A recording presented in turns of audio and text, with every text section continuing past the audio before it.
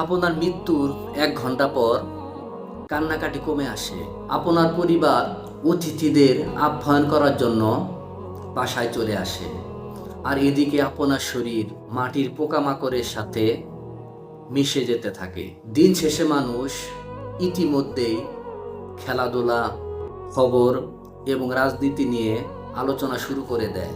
আপনার প্রতিবর্তন ক্রিয়াগুলো থেমে যায়। আপনার শরীর ঠান্ডা হতে শুরু করে। কয়েকদিন পর আপনার কর্মস্থল আপনার জায়গায় অন্য কাউকে খোঁজা শুরু করে দেয়। আপনার শরীর ফুলতে শুরু করে, চামড়া টান টান হয়ে যায় এবং আপনার অঙ্গ প্রত্যঙ্গগুলো তরল হতে শুরু করে।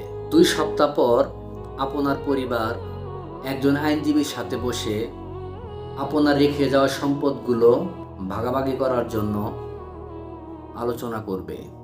আপনার নখ এবং দাঁত ঝরতে শুরু করবে।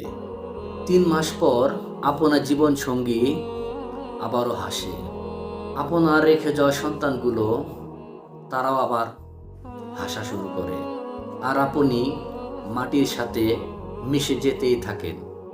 1 বছর পর কেউ আপনার কবরে আসে এবং বলে, এই তো সেই দিনের কথা। আর ততক্ষণে আপনার শরীরের অ্যাসিড আপনার কাফনের কাপড়ও নষ্ট করে ফেলেছে। 10 বছর পর কোনো এক বন্ধু আপনার ছবি দেখে আপনাকে মনে করে। কেবল তখন আপনার হাড়গুলোই শুধু অবশিষ্ট থাকে। পৃথিবী এভাবে দ্রুত বদলে যায়। তাহলে আপনি আসলে কাকে খুশি করার জন্য বেঁচে আছেন?